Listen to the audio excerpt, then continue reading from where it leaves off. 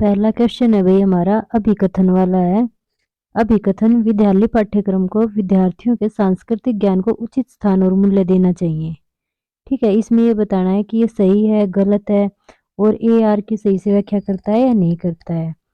तो भाई अभिकथन वाले में मैंने पहले बताया था कि मोस्टली ऐसे होते हैं ए और आर दोनों सही होते हैं और जो ए होता है वो आर की सही से व्याख्या करता है। तो इस पे दिया गया है कि विद्यालय पाठ्यक्रम को विद्यार्थियों के सांस्कृतिक ज्ञान को उचित स्थान और मूल्य देना चाहिए। तो ये बताना है भई क्या ये बात सही है या गलत है? तो ये सही है, विद्यार्थियों को उनकी सांस्कृतिक पहचान को बनाए रखने के लिए समर्थन प्रदान करना सीखने की प्रक्रिया को सुगम बनाता है, ये भी सही है। तो ए और आर दोनों सही हैं और जो ए है वो आर की सही से व्याख्या करता है। उसके बाद हमारा सेकंड क्वेश्चन है कि सीखने के सामाजिक संरचनावादी विचार इस बात की वकालत करते हैं कि क्या आएगा इसका कि शिक्षार्थी सक्रिय रूप से ज्ञान का निर्माण करते हैं। इसका चौथा आंसर करेक्ट हो जाएगा। उसके बाद आते हैं हम अपने नेक्स्ट क्वेश्चन पे कि निम्नलिखित में से कौन सा कथन अधिगम के बारे में सही नहीं है। ये बताना है कि कौन सा अधिगम के बारे में सही नहीं है, नेगेटिव फॉर्म में है। तो अधिगम एक प्रक्रिया नहीं अपितु एक उत्पाद है। तो जो सेकंड है ये करेक्ट हो जाएगा कि अधिगम एक प्रक्रिया नहीं है अपितु क्या है, एक उत्पाद है। उसके बाद हम चौथे पे चलते हैं। चौथा हमारा है कि विकास के क्रम में बच्चे सूक्ष्म पेशीय कौशल से ये क्वेश्चन लग गया भाई। हमारा चौथे वाला है कि विकास के क्रम में बच्चे सूक्ष्म पेशीय कौशल से पहले सकल पेशीय कौशल विकसित करते हैं। यह दर्शाता है कि विकास क्या है भाई, एक मतलब कि सूक्ष्म कौशल से पहले वो सकल कौशल सीखते हैं। जैसे कि उंगलियों को हिलाने से पहले वो हाथों को हिलाना सीखते हैं, सबसे पहले वो अपनी गर्दन को उठाना सीखते हैं। ठीक है, तो ये कौन सा विकास है? तो ये हमारा हो जाएगा शीर्षगामी। इसका चौथा करेक्ट हो जाएगा, शीर्षगामी हो जाएगा। उसके बाद है विकास के किस पहलू में तर्क चिंतन और समस्या समाधान की व्याख्या की गई है। किसमें तर्क की व्याख्या की गई है? संज्ञानात्मक विकास में। चौथा ऑप्शन सही हो जाएगा। छठा आता है हमारा रस्सी कूदते समय पैर में रस्सी फंसने के कारण आउट होने के बाद अरु कहती है कि उसे रस्सी ने जानबूझकर आउट किया है। जीन पियाजे के संज्ञानात्मक विकास सिद्धांत की किस अवस्था में बच्चे इस तरह के तर्क देते हैं? मतलब वो रस्सी कूदते टाइम आउट होगी तो वो कह रही है कि रस्सी ने मुझे आउट किया है। तो ये जो जीन पियाजे हैं उनके उन्होंने जो संज्ञानात्मक विकास दिया है उसकी किस अवस्था से रिलेटेड है? तो भाई ये हमारा हो जाएगा सेकंड ऑप्शन करेक्ट, पूर्व चलन अवस्था। इसका करेक्ट आंसर होगा पूर्व चलन अवस्था। उसके बाद आता है सातवां समीपस्थ सिद्धांत कहलाता है कि शैशव अवस्था में क्या होता है? शैशव अवस्था में सूक्ष्म गतिक कौशल के विकास के साथ शारीरिक विकास तेजी से होता है। तो इसका सेकंड करेक्ट हो जाएगा। उसके बाद हमारा आठवां आता है अभिकथन वाला आ गया फिर से कि शिक्षार्थी जो पहले से जानते हैं उसके आधार पर अपने ज्ञान का निर्माण करते हैं। बिल्कुल सही बात है, पहले से जो उनको ज्ञान है उसके उससे वो नए ज्ञान को जोड़ते हैं। पैटर्न ढूंढना और पिछले ज्ञान के साथ जुड़ाव बनाने से शिक्षार्थियों को जानकारी संसाधित करने में मदद मिलती है। ये भी बिल्कुल सही बात है। और जो ए है वो आर की सही से व्याख्या करता है। तो तीसरा इसका करेक्ट हो जाएगा। उसके बाद हमारा 9वें क्वेश्चन पे आते हैं। वो फिर से अभिकथन वाला है कि बच्चों द्वारा बचपन अलग-अलग संस्कृतियों में अलग-अलग तरह से अनुभव किया जाता है। ठीक है, अलग-अलग तरह से अनुभव किया जाता है। और दूसरा क्या है कि बच्चों का विकास सार्वभौमिक होता है। बच्चों का विकास क्या होता है? सार्वभौमिक होता है। तो ये दोनों बातें सही हैं और ए आर की सही से व्याख्या भी करता है। इसका भी थर्ड हो जाएगा। फिर आता है 10वां। 10वां है लॉरेंस कोलबर्ग के नैतिक विकास सिद्धांत में बच्चे कार्यों को उसके परिणाम के आधार पर समझने से इस समझ पर पूछते हैं कि नियम और कानून नमनीय है और बदले जा सकते हैं। ठीक है, बिल्कुल सही बात है। और लॉरेंस कोलबर्ग का तर्क है कि नैतिक विकास क्रमिक रूप से चरणों में होता है। ये तो भाई कोलबर्ग जी ने कहा ही है कि जो नैतिक विकास है वो चरणों में होता है। तो दोनों बातें सही हैं और जो हैं तो दोनों बातें सही परंतु जो आर है वो एक ही सही से व्याख्या नहीं करता है। तो इसका फोर्थ आंसर करेक्ट हो जाएगा। उसके बाद आते हैं भाई निम्नलिखित में से कौन सा कथन समावेशी शिक्षा के बारे में सही नहीं है। समावेशी शिक्षा के बारे में कौन सा सही नहीं है, नेगेटिव फॉर्म में है, वो बताना है। तो निश्चित पाठ्यचर्या और मानक मूल्यांकन के आसपास एक समावेशी कक्षा का केंद्र होता है। ठीक है, सेकंड ऑप्शन करेक्ट हो जाएगा कि निश्चित पाठ्यचर्या और मानक मूल्यांकन के आसपास एक समावेशी कक्षा का केंद्र होता है। ये बिल्कुल गलत बात है, ये बिल्कुल भी सही नहीं है। ठीक है भई? उसके बाद आता है 12वां, लेव वाइगोत्स्की प्रस्तावित करते हैं कि खालिस्तान बच्चों में स्वनियमन के लिए महत्वपूर्ण है। बच्चों में स्वनियमन के लिए क्या महत्वपूर्ण है भई? अनुकूलन महत्वपूर्ण है, इसका पहला करेक्ट हो जाएगा। फिर नेक्स्ट पे आते हैं कि जीन पियाजे के संज्ञानात्मक विकास के सिद्धांत के अनुसार निम्नलिखित में से कौन सी क्षमता मूर्त संक्रियात्मक से पूर्व संक्रियात्मक सोच से अलग करती है? मूर्त संक्रियात्मक को पूर्व संक्रियात्मक से अलग करती है। ठीक है, तो इसका आ जाएगा विकेंद्रीकरण। इसका जो ये फोर्थ आंसर है ये करेक्ट हो जाएगा, विकेंद्रीकरण आ जाएगा भाई इसका। उसके बाद नेक्स्ट पे चलते हैं।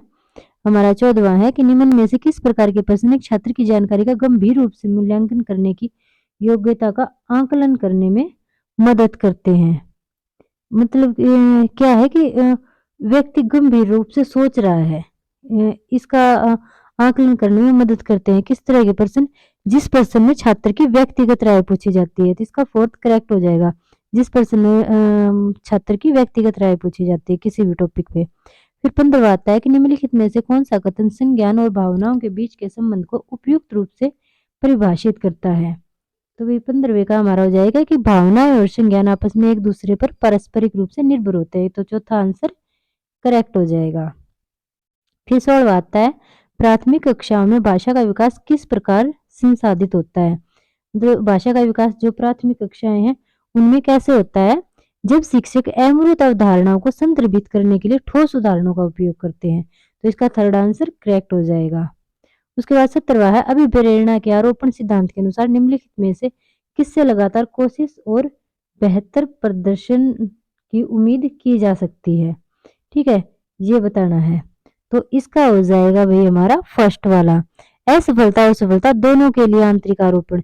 मतलब कि बच्चे में सिर्फ सफलता के लिए ही आंतरिक आरोपण नहीं होना चाहिए, बल्कि उसके असफलता का भय भी अपने अंदर से होना चाहिए। तो इसका फर्स्ट करेक्ट हो जाएगा, असफलता और सफलता दोनों के लिए आंतरिक आरोपण। उसके बाद 18वां आता है कि वंचित वर्गों से संबंधित विद्यार्थियों के समावेशन के लिए क्या आवश्यक हो जाता है? तो ये हो जाएगा विविध परंपराओं के प्रति जागरूकता और संवेदनशीलता को बढ़ावा देना चाहिए। इसका थर्ड आंसर करेक्ट हो जाएगा।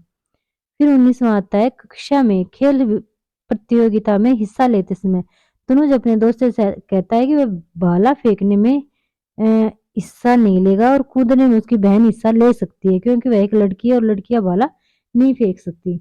मतलब ये तनुज ये क्या कह रहा है कि वो तो भाला फेंकेगा, परंतु उसकी जो सिस्टर है वो इसमें भाग नहीं लेगी। क्यों? क्योंकि लड़कियां भाला नहीं फेंकती हैं। तो ये साफ साफ दिख रहा है अभी समानता तो है नहीं, जेंडर की संबद्धता भी नहीं है। तो ये किस से रिलेटेड हो जाएगा? रूढ़िवादिता के से। तो रूढ़िवादी सोच होगी कि भाई लड़कियां भाला नहीं फेंक सकती, जबकि हमें पता है कि लड़कियां तो चांद पे जा चुकी हैं। तो इसका हो जाएगा जेंडर रूढ़िवादिता। उसके बाद आ जाएगा 20वां क्वेश्चन हमारा, निम्नलिखित में से पठन वैकल्पिक की एक विशिष्ट विशेषता कौन सी है? पठन वैकल्पिक की एक विशेषता बतानी है, तो ध्वन्यात्मक प्रसंस्करण में कठिनाई होती है।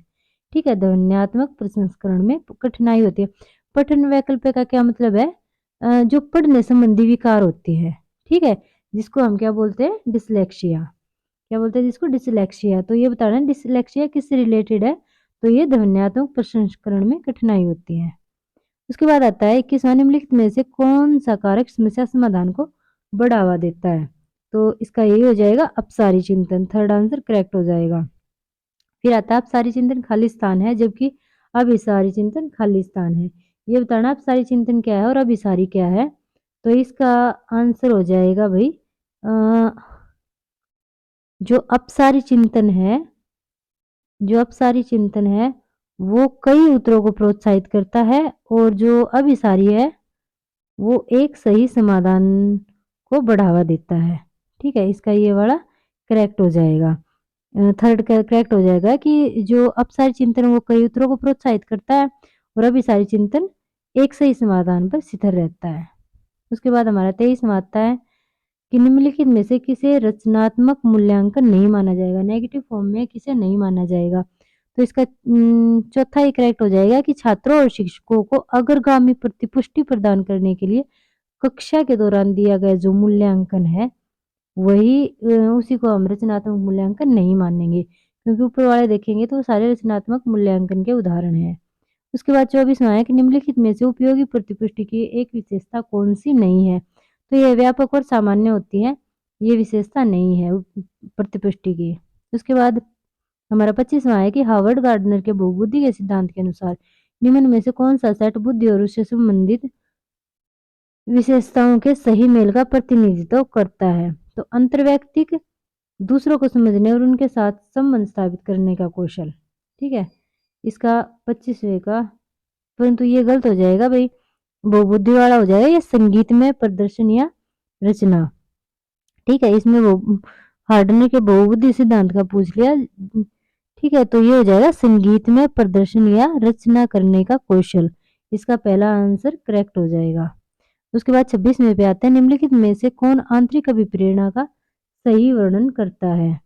तो अभिप्रेरणा जो कार्य के व्यक्तिगत आनंद से आती है, इसका फोर्थ आंसर करेक्ट हो जाएगा। 27वां आ गया, निम्नलिखित में से कौन सा प्रगतिशील शिक्षा का एक प्रमुख सिद्धांत है? ये बताना प्रगतिशील शिक्षा का प्रमुख सिद्धांत कौन सा है? तो इसका हो जाएगा भी सेकंड ऑप्शन करेक्ट, कि पाठ्यचर्या पूर्व निर्धारित और सार्वभौमिक होनी चाहिए। जो पाठ्यचर्या है वो पूर्व निर्धारित होनी चाहिए और सार्वभौमिक होनी चाहिए।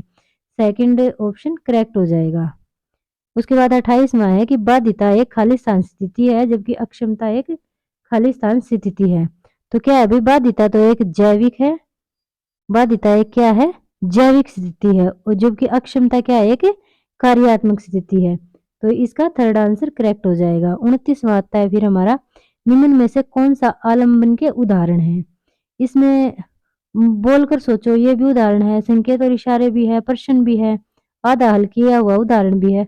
रट कर दोहराओ, जो ये रट कर दोहराओ आता है तो ये बिल्कुल भी नहीं है। तो जिस ऑप्शन में ई नहीं है और बाकी सारे हैं वो आएगा, तो ए बी सी डी वाला ये आपका फर्स्ट आंसर करेक्ट हो जाएगा। उसके बाद आता है 30वें पे, कोलबर्ग के नैतिक विकास सिद्धांत के अनुसार किस स्तर पर बच्चे आत्म केंद्रित होते हैं और किसी कार्य को करने में अपना ही लाभ देखते हैं? मतलब आत्म केंद्रित बच्चे किस अवस्था में होते हैं?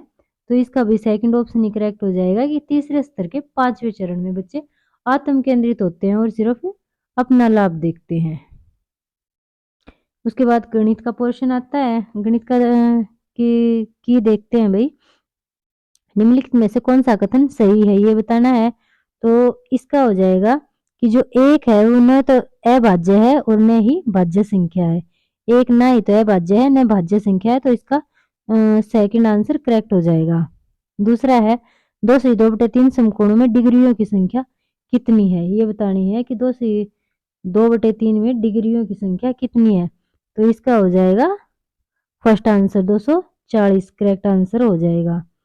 उसके बाद आते हैं 33वें पे, एक खालिस्तान सदैव समबहुभुज होता है।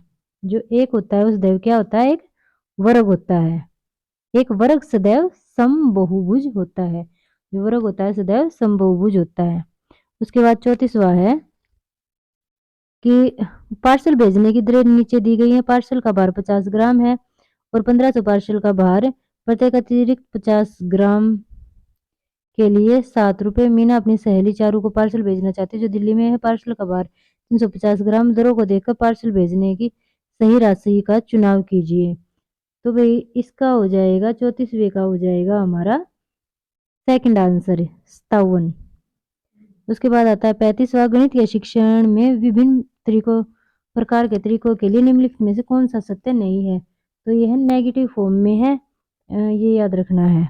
तो इसका यही हो जाएगा कि यह बच्चे के अधिगम में बाधा डालता है क्योंकि यह भ्रम की अगुवाई करता है। ये बात बिल्कुल भी सत्य नहीं है। ठीक है, क्योंकि विभिन्न प्रकार के तरीके जब हम यूज करते हैं तो वह अधिगम में बाधा नहीं डालते हैं, तो ये बिल्कुल नहीं का हो जाएगा, असत्य हो जाएगा। फिर 26वां, राष्ट्रीय पाठ्यचर्या रूपरेखा 2005 के अनुसार एक प्राथमिक गणित कक्षा में निम्नलिखित में से कौन सी प्रक्रियाएं सबसे कम रूप से प्रासंगिक होती हैं? ये बताना है। तो सूत्रों को याद करना, क्योंकि जो प्राथमिक स्तर पे होते हैं वे बच्चे सूत्रों को याद नहीं रख पाते हैं। 37वां हो जाएगा कि गणित शिक्षण में संज्ञानात्मक संघर्ष के लिए विचार के लिए निम्नलिखित में से कौन सा कथन सबसे उपयुक्त है? ये बताना है कि कौन सा कथन सबसे ज्यादा उपयुक्त है। तो भाई ये कथन हो जाएगा, संज्ञानात्मक संघर्ष के प्रति बच्चों को सुगम बनाने के शिक्षक के विचारपूर्ण प्रयासों से उनकी गणितीय समझ को बढ़ावा मिल सकता है। बिल्कुल सही बात है, यह बच्चों में गणितीय समझ को बढ़ावा देने के लिए प्रभावी नहीं है, गलत है ये तो बहुत ज़्यादा प्रभावी है। फिर संज्ञानात्मक संग्रह से बचना चाहिए क्योंकि इससे बच्चे भ्रमित हो जाते हैं, तो ये भी गलत है। इसका सिर्फ ए आंसर करेक्ट हो जाएगा, तो उत्तर केवल एक आ जाएगा, एक आपका करेक्ट आंसर होगा। उसके बाद आता है 38वां, निम्नलिखित में से कौन सा कथन सबसे अधिक उपयुक्त है? ये बताना है कि कौन सा कथन सबसे अधिक उपयुक्त है। तो भाई जो ये है, चार्ट्स गणित की कक्षा में एक प्रभावी शिक्षण अधिगम सामग्री है। जो चार्ट होते हैं वो गणित की कक्षा में प्रभावी शिक्षण अधिगम सामग्री है। ठीक है, तो इसका फोर्थ आंसर करेक्ट हो जाएगा। उसके बाद नेक्स्ट पे चलते हैं। यामिनी ने एक पासा 10 बार उछाला और उसे निम्नलिखित परिणाम प्राप्त हुए। निम्नलिखित संख्याओं में से अधिकतम बार कौन सी संख्या प्राप्त हुई?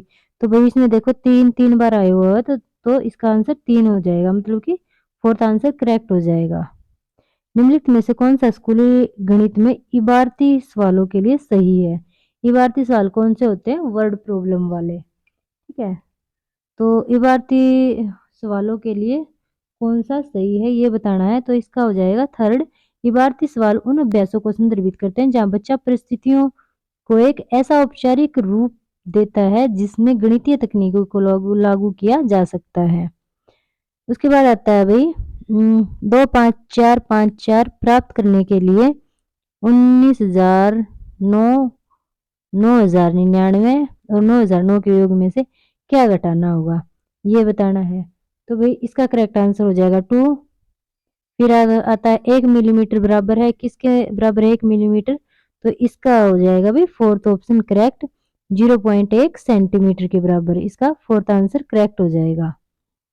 फिर 43वां है, किसी स्थान से आरंभ करके 1 मिनट 3 कदम और 1 खरगोश 7 अंक की छलांग लगाते हैं, निम्नलिखित में से किस कदम पर ये दोनों एक साथ छलांग लगाएंगे, ये बताना है। तो इसका हो जाएगा 378।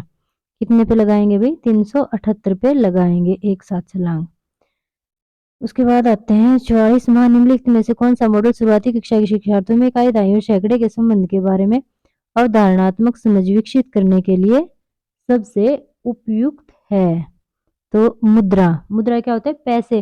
भाई बच्चों को इकाई सैकड़ा समझाने के लिए उनको पैसे दो, 5 का नोट दो, 2 का दो, 10 का दो, मतलब फिर वो उनको जब जोड़ेंगे तो इकाई को इजीली समझ जाएंगे, तो इसका मुद्रा आ जाएगा। और अगर सेकंड उस पे देखें तो स्थानीय मान चार्ट भी हो सकता है। उसके बाद है 7 से 1/2 केजी नमक से 1/12 केजी नमक के कितने पैकेट बनाए जा सकते हैं? तो 45 का हो जाएगा 90 पैकेट बनाए जा सकते हैं। कितने बनाए जा सकते हैं भाई? 90 पैकेट बनाए जा सकते हैं, तो 90 इसका करेक्ट आंसर हो जाएगा।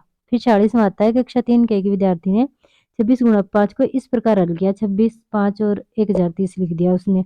तो निम्नलिखित में से क्या दोहराना इस भ्रांति को सुधारने के लिए सबसे उपयुक्त है?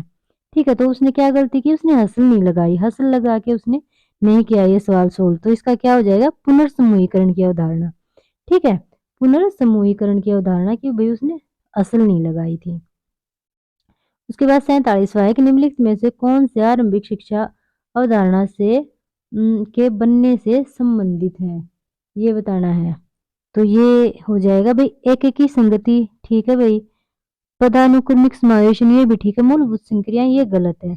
ठीक है, तो इसका फर्स्ट आंसर करेक्ट हो जाएगा जिसमें ए और बी दोनों है, एकीकी संगति और पदानुक्रमिक समावेशन। उसके बाद आता है 48वां, राष्ट्रीय शिक्षा नीति 2020 भारत का ज्ञान के बारे में बात करती है, निम्नलिखित में से क्या इससे सम्मिलित नहीं है, ये बताना है कि क्या इससे सम्मिलित नहीं है। तो विभिन्न विषय जैसे गणित, खगोल विज्ञान, चिकित्सा, कृषि इत्यादि के हिस्से के रूप में आदिवासी ज्ञान अधिगम के स्वदेशी और पारंपरिक तरीके, जो चौथा है वो इसका करेक्ट आंसर हो जाएगा। फिर जो 49 है इसको सोल्व करने के बाद भाई इसका आंसर निकलता है फोर्थ है 64.0। उसके बाद 50 वाला आता है, प्राथमिक स्तर पर आंकड़ों का प्रबंधन के परिचय के लिए निम्नलिखित में से क्या सबसे उपयुक्त है? तो कक्षा में विद्यार्थियों की लंबाई, उनका पसंदीदा खाना, रंग, कार्टून इत्यादि पर आंकड़े इकट्ठे करना और आंकड़ों पर आधारित प्रश्न पूछना, तो इसका चौथा आंसर करेक्ट हो जाएगा। फिर राष्ट्रीय शिक्षा नीति 2020 के अनुसार शिक्षार्थियों का आकलन खाली स्थान को शामिल करता है। शिक्षार्थियों का आकलन किसे शामिल करता है? तो संज्ञानात्मक, भावात्मक और मनोगत्यात्मक आयाम, चौथा आंसर हमारा करेक्ट हो जाएगा। उसके बाद है 52वां, ब्रज के पास अपनी पसंद की जमीन घेरने के लिए 100 मीटर का तार था। यह सबसे बड़ा जमीन का टुकड़ा लेना लेना चाहता था, निम्नलिखित में से उसे किस माप का टुकड़ा लेना चाहिए? किस माप का टुकड़ा लेना चाहिए भाई? गुणा 25 मीटर का। 25 चौके 100 हो जाता है। ठीक है, तो इसका 25 गुणा 25 आंसर करेक्ट हो जाएगा, पहला आंसर करेक्ट हो जाएगा। फिर आता है 53वां, निम्नलिखित में से कौन सा कथन गणितीय अधिगम को प्रोत्साहित करने के लिए सबसे कम उपयुक्त है? ये बताना है कौन सा गणित को प्रोत्साहित करने के लिए सबसे कम उपयुक्त है। तो अंतर्ज्ञान को हतोत्साहित करना चाहिए। हतोत्साहित जहाँ पे आ जाता है तो वो तो नेगेटिव फॉर्म हो ही जाता है। आपने याद किए होंगे तो उन्हीं से पता चल जाएगा कि ये तो बिल्कुल नेगेटिव फॉर्म में है। तो इसमें कम उपयुक्त पूछा गया है, नेगेटिव फॉर्म में ये क्वेश्चन है, तो इसका सेकंड आंसर करेक्ट हो जाएगा। एक संख्या में 8 जोड़ दिया जाता है, वह दुगनी हो जाती है, वह संख्या क्या होगी? तो इसका फोर्थ आंसर करेक्ट हो जाएगा, वो संख्या होगी 8। फिर निम्नलिखित में से किसकी लागत सबसे कम है? तो 7.50 प्रत्येक पैकेट वाले 750 पैकेट की कीमत सबसे कम होगी इसमें। इसका फोर्थ आंसर ही करेक्ट हो जाएगा। 56 का आता है, निम्नलिखित में से कौन सी प्राथमिक स्तर पर गणितीय भाषा की विशेषता होनी चाहिए? प्राथमिक स्तर पर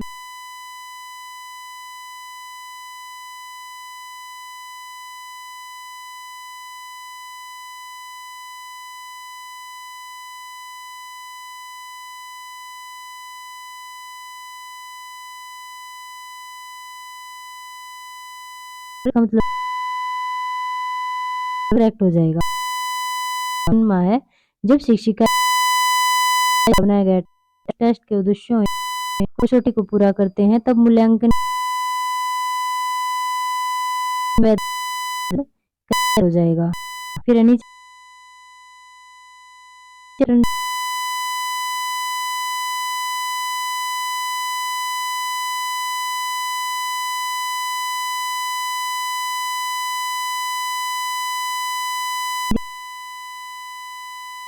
200 और 343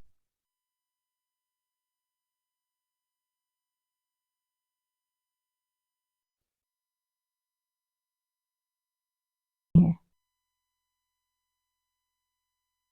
7 और 2 में से घटाना है और 2 छोटा एक बच्चे ने अध्यापिका से पूछा कि मैडम हम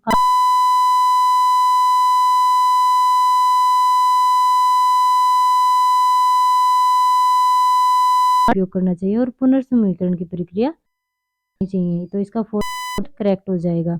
ये हमारा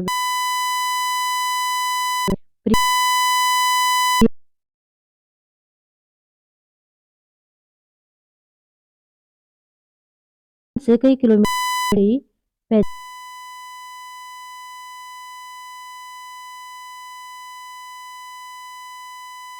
बात है। जो आ रहा है वो एक क्वेश्चन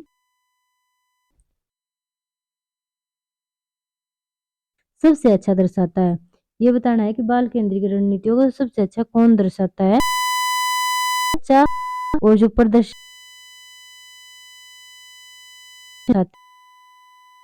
करेक्ट हो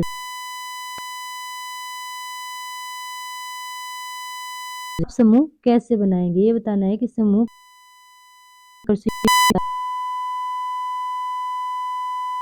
के आधार पर एक विषम समूह बनाए। पहला करेक्ट हो लड़ियां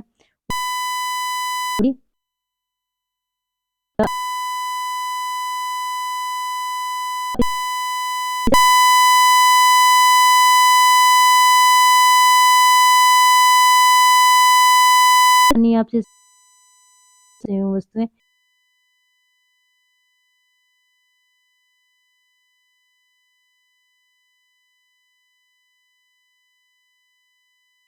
आंसर कर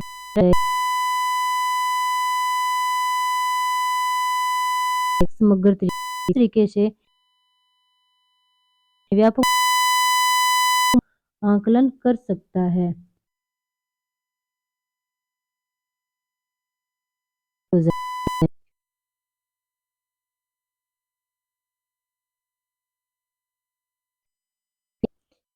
ये करने के लिए उन्होंने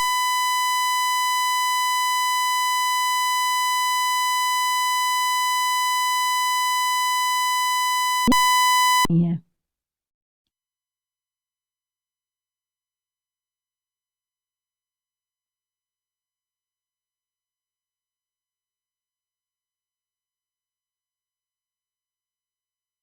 छात्रों के लिए उपयुक्त जानवरों के नाम लिखने के लिए बोल सकती है। ये बिल्कुल सही है। कह सकते हो का अवलोकन का वर्गीकरण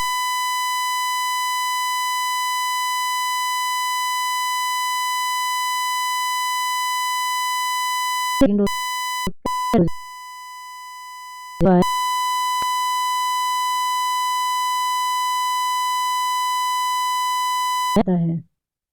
ठीक है,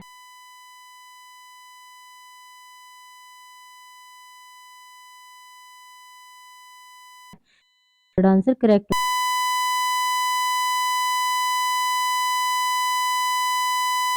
देती है कि उन्हें पास के कृषि फर्मों का दौरा करना है,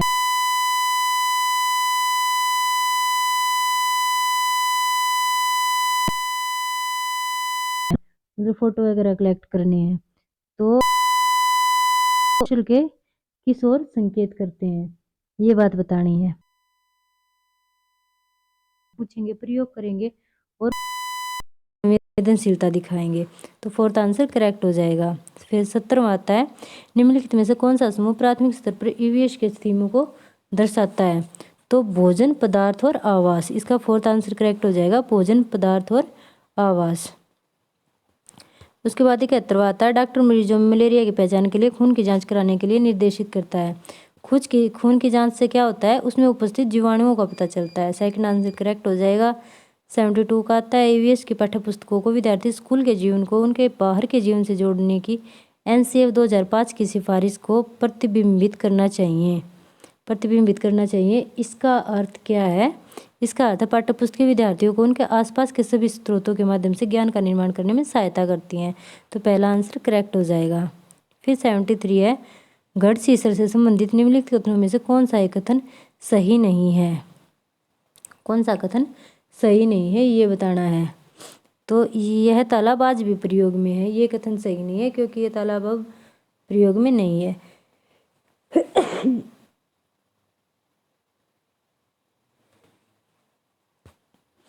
उसके बाद 74 का आता है, सीमा एक ईवीएस शिक्षिका ने अपने छात्रों के लिए चिड़ियाघर एक क्षेत्र भ्रमण का आयोजन किया। निम्नलिखित में से कौन चिड़ियाघर की यात्रा के सबसे उपयुक्त उद्देश्य हैं? ये बताना है कि चिड़ियाघर की यात्रा के सबसे उपयुक्त उद्देश्य कौन कौन से हैं।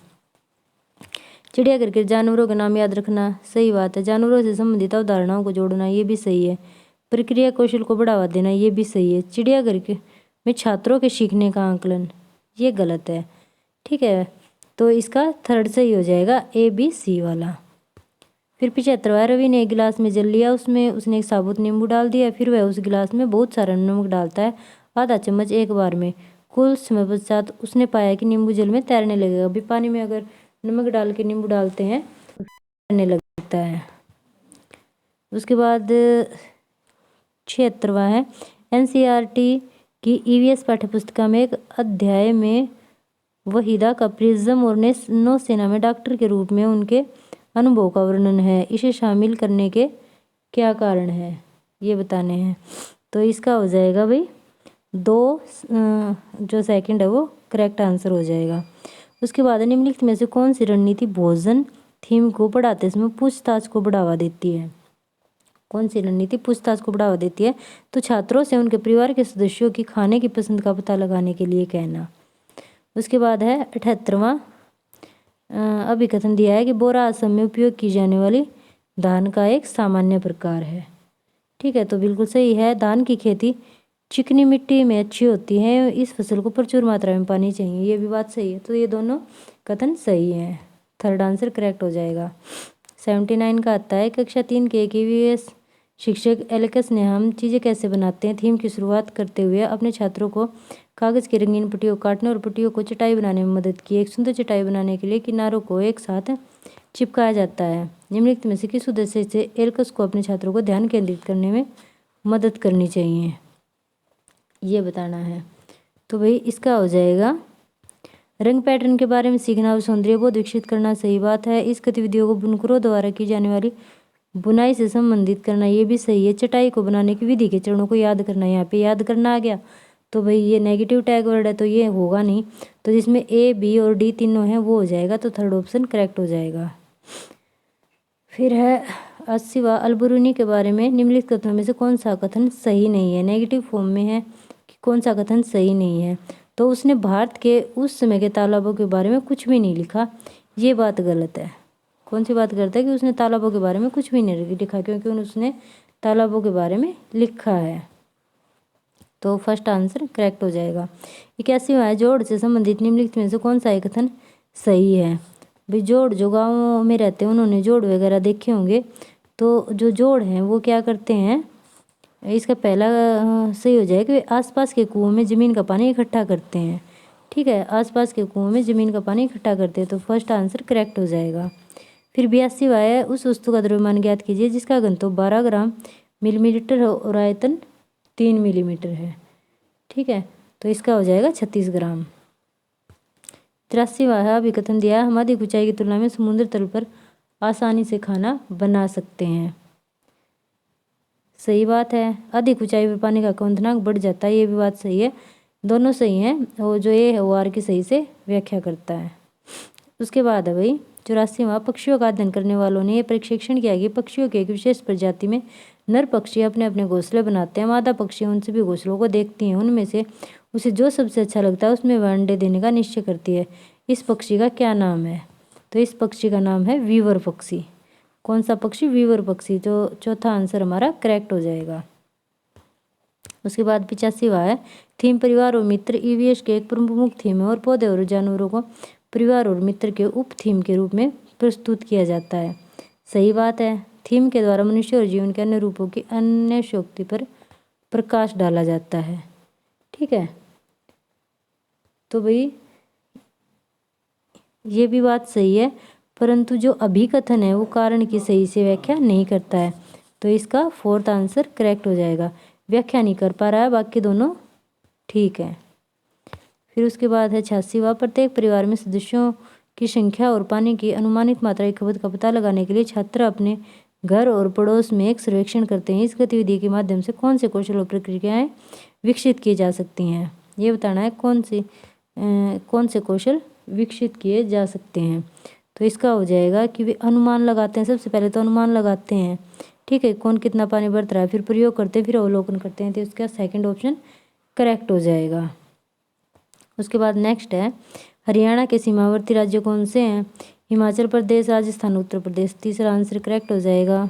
88 का है, मधुमक्खियों के छत्तों के बारे में निम्न कथनों पर विचार कीजिए। फिर ये बताना है कि कौन से सही हैं। तो मधुमक्खियाँ शहद के छत्तों में रहती हैं, हर छत्ते में एक रानी मक्खी होती है जो अंडे देती है। सही बात है भाई ये। फिर है छत्ते में कुछ नर मक्खी भी होते हैं जो छत्ते के लिए श्रमिक के रूप में विशेष कार्य करते हैं। फिर छत्ते में अधिकांश मादा मक्खियाँ श्रमिक मक्खियाँ होती हैं जो दिन भर छत्ते को बनाने और बच्चों को पालने का काम करती हैं। श्रमिक मक्खी शहद के लिए रस की खोज के लिए लीची के फूल के चारों ओर चक्कर लगाते हैं। तो भाई इसका हो जाएगा ए और बी जिसमें है, तो इसका थर्ड ऑप्शन करेक्ट हो जाएगा इस वाले का। उसके बाद नेक्स्ट पे चलते हैं 89 पे। एक ईवीएस शिक्षिका अपने छात्रों से सोचने और जवाब देने के लिए कहती है कि हम सर्दियों के दौरान ऊनी कपड़ों में क्यों सहज महसूस करते हैं। इस तरह का प्रश्न है, तो ये बताना है कि ये किस तरह का प्रश्न है। तो ये है भाई विश्लेषणात्मक, बच्चों को विश्लेषण करने के लिए तो कह रही है कि भाई हम सर्दियों में ऊनी कपड़ों में कंफर्ट फील क्यों करते हैं, तो ये इसका चौथा करेक्ट हो जाएगा। फिर 90 है, लगभग 4700 वर्ष पूर्व सिंधु तथा इसकी सहायक नदियों के किनारे कुछ आरंभिक नगर फले फूले। ठीक है, आरंभिक नगर फले फूले भाई, ठीक बात है। फिर है, गंगा और इसकी सहायक नदियों के किनारे नगरों का विकास लगभग 1500 वर्ष पूर्व हुआ था। ये गलत बात है। जब 4700 वर्ष पहले नगर फले फूले थे सिंधु के नदी के पास, तो गंगा नदी के पास क्या 1500 वर्ष पूर्व ही ऐसा हुआ था, तो ये गलत है। तो ए सही है और बी गलत हो जाएगा, तो इसका फर्स्ट आंसर करेक्ट आंसर हो जाएगा। उसके बाद चलते हैं हम नेक्स्ट पे, लैंग्वेज वाला आ गया। तो जिन बच्चों ने छाटने थे आंतरिक व्यवस्था से संबंधित नहीं है, क्या आंतरिक व्यवस्था से संबंधित नहीं है, तो इसका हो जाएगा शिक्षा।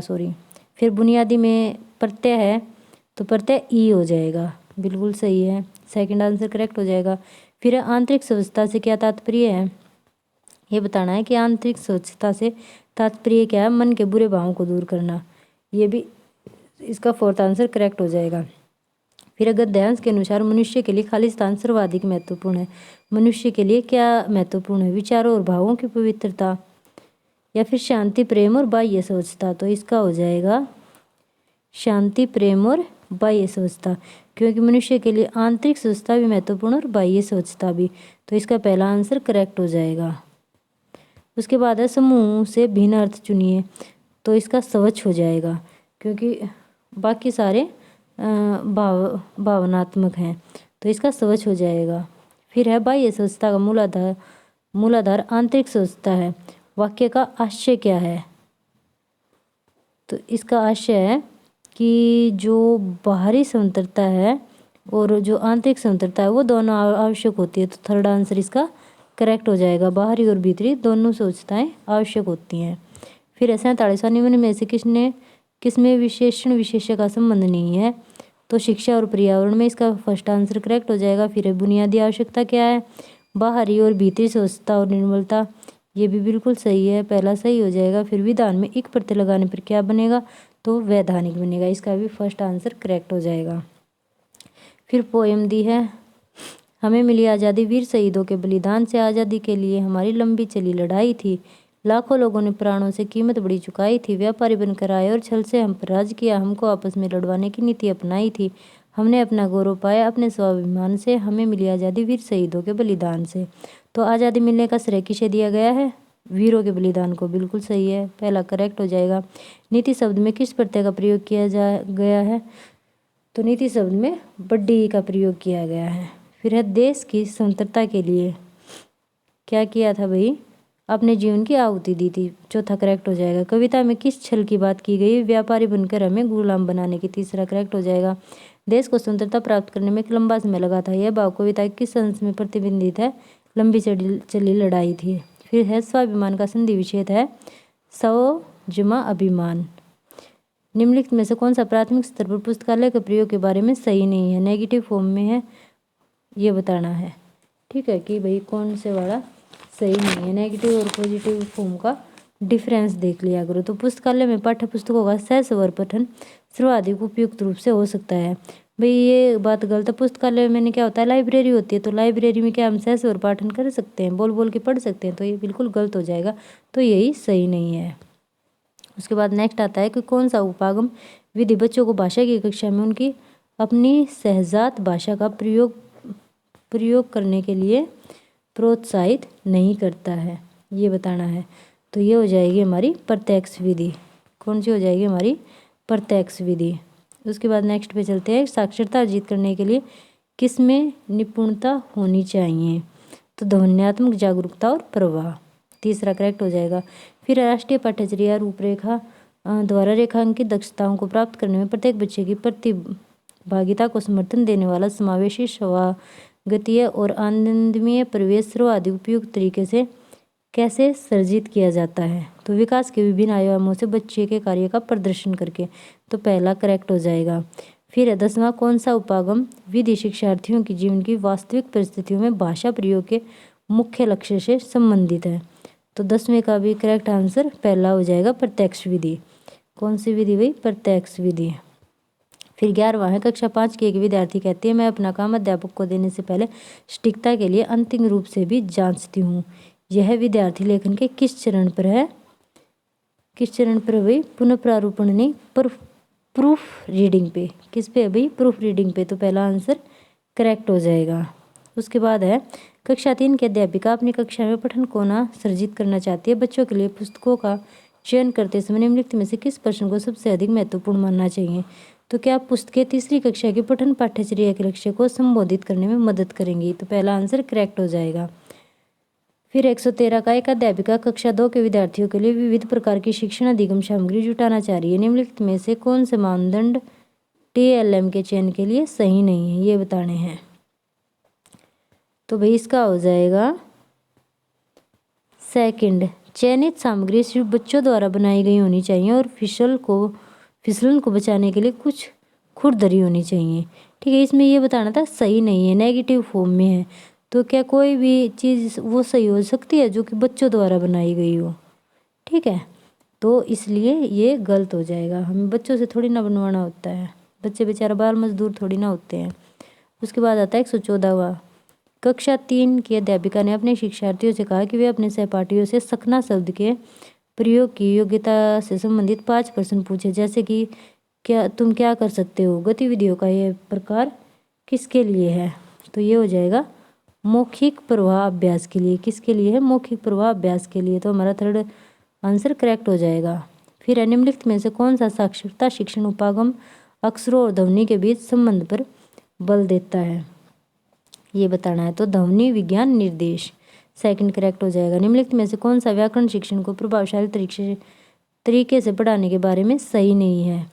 फिर वही आ गया नेगेटिव फॉर्म वाला। तो व्याकरण को उसके नियम कंठस्थ करके सीखना। भाई कंठस्थ जहाँ पे आ गया तो ये नेगेटिव टैग वर्ड है और ये नेगेटिव फॉर्म में क्वेश्चन पूछा गया, तो नेगेटिव से नेगेटिव मिल गया, तो यही आंसर करेक्ट हो जाएगा। फिर निम्नलिखित में से कौन सा सिद्धांत बुनियादी चरण के पाठ्यपुस्तक अभिकल्पना का नहीं है? तो तकनीकी सिद्धांत। तकनीकी भी ये देखो नेगेटिव फॉर्म में है और तकनीकी है होता है वो नेगेटिव टैग वर्ड होता है, तो नेगेटिव से नेगेटिव मिल गया, यही आंसर हो जाएगा। फिर बुनियादी चरण की अवस्था वाले बच्चे अधिगम में तब कहीं अधिक संलग्न होते हैं जब क्या होते हैं भाई, वे सभी इंद्रियों का प्रयोग करते हैं और अपने हाथों का सक्रिय प्रयोग करते हैं। तो चौथा करेक्ट हो जाएगा। निम्नलिखित वाक्य के संदर्भ में कौन सा कथन सही नहीं है? फिर से नेगेटिव फॉर्म का गया। बच्चों द्वारा शिशु गीत अलापना किसके तरीके हैं? तो शब्दावली को समृद्ध करने के। भाई छोटे बच्चे शब्दावली को थोड़ी ना समृद्ध करेंगे, तो ये आंसर हो जाएगा आपका थर्ड। फिर एक अध्यापक ने शिक्षार्थियों को अपने सहपाठियों से अपनी अभ्यास पुस्तिका की अदला बदली कर जांचने के लिए कहा। इस कार्य का उद्देश्य क्या है? भाई एक दूसरे बच्चे से अपनी जो अभ्यास पुस्तकें हैं उनकी अदला बदली करने से कहा। इससे क्या हुआ कि बच्चे जो एक दूसरे की कॉपियों से नए नए शब्दों को सीखेंगे, तो नई शब्दावली के प्रयोग का अभ्यास करवाना।